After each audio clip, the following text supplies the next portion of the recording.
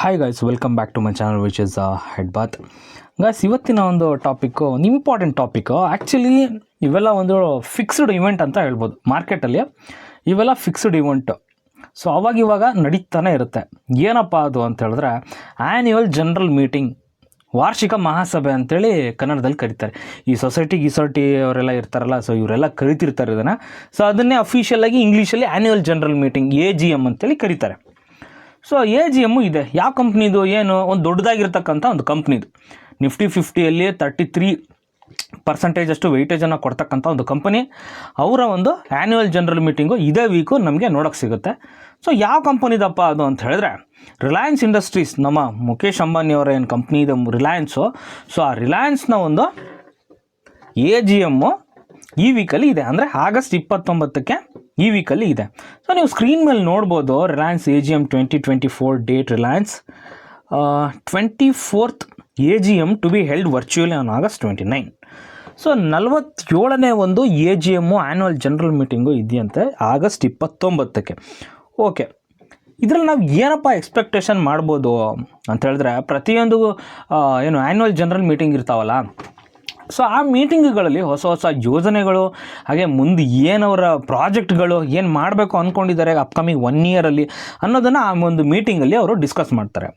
So ಇವಾಗ ಇರ್ತಕ್ಕಂಥ ಈ ಒಂದು 47ನೇ ಜನರಲ್ ಮೀಟಿಂಗು ಆಗಸ್ಟ್ 9ಕ್ಕೆ ನಡೀತಕ್ಕಂಥ ಜನರಲ್ ಮೀಟಿಂಗ್ನಲ್ಲಿ ನ್ಯೂ ಲಿಸ್ಟಿಂಗ್, ಅಂದರೆ ಯಾವುದರಲ್ಲಿ ಸ್ಟಾಕ್ ಮಾರ್ಕೆಟಲ್ಲಿ ನ್ಯೂ ಲಿಸ್ಟಿಂಗ್ ಆಗ್ತಕ್ಕಂಥ ಕಂಪನಿಗಳ ಬಗ್ಗೆ ಒಂದು ಫೋಕಸ್ ಇದೆ.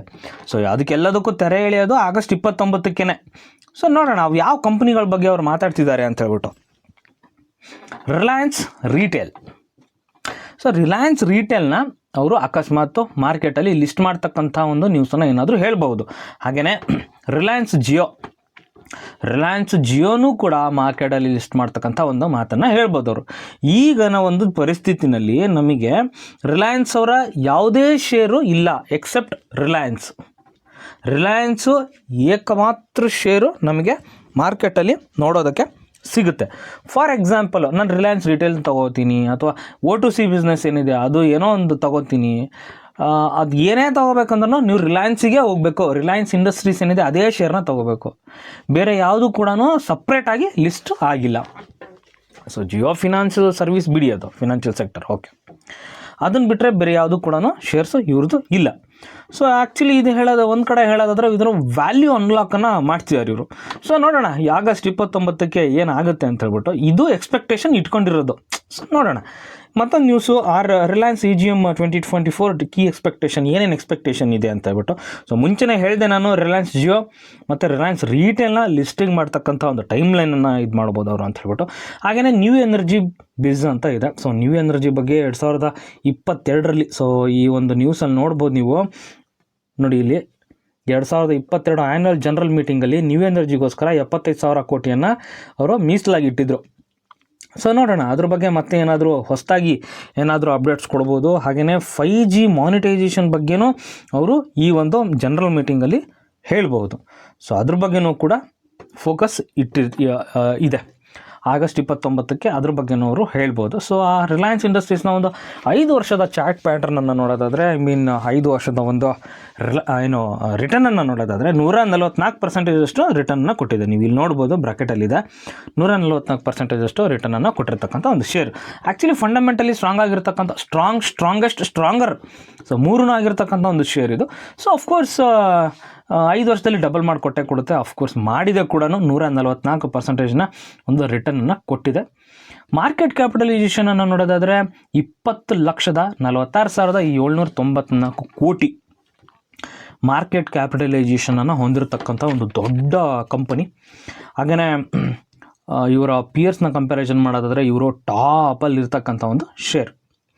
ಸೊ P&Lನ ನೋಡೋದಾದರೆ ಅರ್ನಿಂಗ್ ಪರ್ ಶೇರು. ಸೊ ಅದರಲ್ಲಿ ನಿಮಗೆಲ್ಲದೂ ಕೂಡ ಗೊತ್ತಾಗತ್ತೆ. ಸೊ ಇಲ್ಲಿದೆ ಒಂದು ನಾರ್ಮಲ್ಲಾಗಿ ಒಂದೇ ಸಲಕ್ಕೆ ಸುರ್ರಂತ ಈ ಥರ ಹೋಗ್ಬಿಡಲ್ಲ. ಸೊ ನಾರ್ಮಲಾಗಿ ಈ ಥರ ಒಂದು ಮೊಮೆಂಟಮನ್ನು ಮಾಡ್ಕೊತಾ ಹೋಗ್ತಕ್ಕಂಥ ಶೇರ್ ಇದು.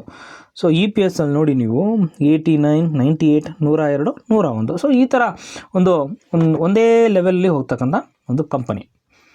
ಹಾಗೆಯೇ ಶೇರ್ ಹೋಲ್ಡಿಂಗ್ ಪ್ಯಾಟರ್ನನ್ನು ನೋಡೋದಾದರೆ ಪ್ರಮೋಟರ್ಸು 50%ನ ಹೋಲ್ಡ್ ಮಾಡ್ತಾರೆ. ಫಾರಿನ್ ಇನ್ಸ್ಟಿಟ್ಯೂಷನಲ್ ಇನ್ವೆಸ್ಟರ್ಸ್ 21% ಹೋಲ್ಡ್ ಮಾಡ್ತಾರೆ. DIಗಳು DIಗಳು 17%, ಗೌರ್ಮೆಂಟವ್ರು 19%, 0.19% ಸಾರಿ, ಪಬ್ಲಿಕ್ಕು ನಿಮ್ಮಂಥವ್ರು 10%ನ ಹೋಲ್ಡ್ ಮಾಡ್ತೀವಿ. ಓಕೆ, ಮತ್ತೊಂದು ನ್ಯೂಸ್ ಇದು ಇದು ಏನು ಮುಂದೆ ಬರ್ತಕ್ಕಂಥದ್ದು, ಇವಾಗ ಹೇಳ್ತಕ್ಕಂಥದ್ದು ನಾನು. ನಮಗೆಲ್ಲರಿಗೂ ಗೊತ್ತಿದೆ, ರಿಲಯನ್ಸ್ JFS ಜಿಯೋ ಫಿನಾನ್ಷಿಯಲ್ ಸರ್ವೀಸಸ್ನ ಸ್ಟಾಕ್ ಮಾರ್ಕೆಟಲ್ಲಿ ಸ್ವಲ್ಪ ತಿಂಗಳುಗಳ ಹಿಂದೆ ಲಿಸ್ಟ್ ಮಾಡಿದರು. ಸೊ ಅದರದ್ದು ಆ್ಯನ್ಯುವಲ್ ಜನರಲ್ ಮೀಟಿಂಗು ಸಪ್ರೇಟ್, ಅದೇ ಸಪ್ರೇಟು ಇದೇ separate. So first time annual general meeting ನಡೀತಿದೆ. ಯಾರ್ದೋ JFS ಅವ್ರದ್ದು, ಜಿಯೋ ಫಿನಾನ್ಷಿಯಲ್ ಸರ್ವಿಸ್ ಅವರ first annual general meeting. Screen ಮೇಲೆ ನೋಡ್ಬೋದು ನೀವು. Jio financial services says first AGM meeting on Friday August 30. Actually ಇದೇ ವೀಕಲ್ಲಿ ಇರತಕ್ಕಂಥದ್ದು, ಎರಡರದ್ದು ಕೂಡ ಆ್ಯನ್ಯುವಲ್ ಜನರಲ್ ಮೀಟಿಂಗು, JFSದು ಕೂಡ. ಸೊ JFSದು ಮಾರ್ಕೆಟ್ ಕ್ಯಾಪಿಟಲೈಸೇಷನ್ನ ನೋಡೋದಾದರೆ 2,05,000 ಕೋಟಿಯ ಒಂದು ಮಾರ್ಕೆಟ್ ಕ್ಯಾಪಿಟಲೈಸೇಷನ್ನು. ಇನ್ನೂ ಇದ್ರದ್ದು ಏನು ಬಿಸ್ನೆಸ್ ಏನಕ್ಕೆ ಸ್ಟಾರ್ಟ್ ಆಗಿಲ್ಲ. ಇವ್ರು ಯಾವ ಸೆಕ್ಟರಲ್ಲಿದ್ದಾರೆ, ಏನೇನು ಮಾಡ್ತಿದ್ದಾರೆ, ಇನ್ಶೂರೆನ್ಸ್ ಅಥವಾ AMCಗೆ ಬರ್ತಾರೆ, ಏನಂತಲೇ ಕನ್ಫರ್ಮ್ ಆಗಿ ತಿಳಿತಿಲ್ಲ. ಸೊ ಅದಕ್ಕೆಲ್ಲದು ತೆರೆ ಬೀಳೋದು ಯಾವಾಗ? August 30ಕ್ಕೆ. ನೋಡೋಣ ಅವತ್ತು ಏನೇನು ಅನೌನ್ಸ್ಮೆಂಟ್ಸ್ ಬರುತ್ತೆ ಅಂತ.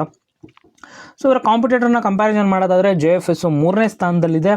ಇವರಿಗೆ ಕಾಂಪಿಟೇಷನ್ ಅಂತ ಹೇಳಿದ್ರೆ ಬಜಾಜ್ ಫಿನಾನ್ಸ್ ಮತ್ತು ಬಜಾಜ್ ಫಿನ್ಸರ್, ಇವ್ರುಗಳ ಜೊತೆ ಇವರು ಕಾಂಪಿಟೇಷನನ್ನು ಮಾಡಬೇಕಾಗತ್ತೆ. ಸೊ P&Lನ ನೋಡೋದಾದರೆ ರೀಸೆಂಟಾಗಿ ಲಿಸ್ಟ್ ಆಗಿರ್ತಕ್ಕಂಥ ಒಂದು ಶೇರು. ಸೊ ಅದರಿಂದ ಇಷ್ಟು ಲಿಮಿಟೆಡ್ ಇನ್ಫಾರ್ಮೇಷನ್ ಸಿಕ್ತು. ಸೊ ನೋಡ್ಬೋದು ನೀವು EPS 2.49. ಓಕೆ, ಫೈನ್ ಅಂತ ಹೇಳ್ಬೋದು. ಹಾಗೆ ಶೇರ್ ಹೋಲ್ಡಿಂಗ್ ಪ್ಯಾಟರ್ನನ್ನು ಕೂಡ ನೋಡೋದಾದರೆ ಪ್ರಮೋಟರ್ಸ್ ಹತ್ರ 47, FIಗಳ ಹತ್ರ 17, ಗೌರ್ಮೆಂಟ್ DI ಅವರು 11.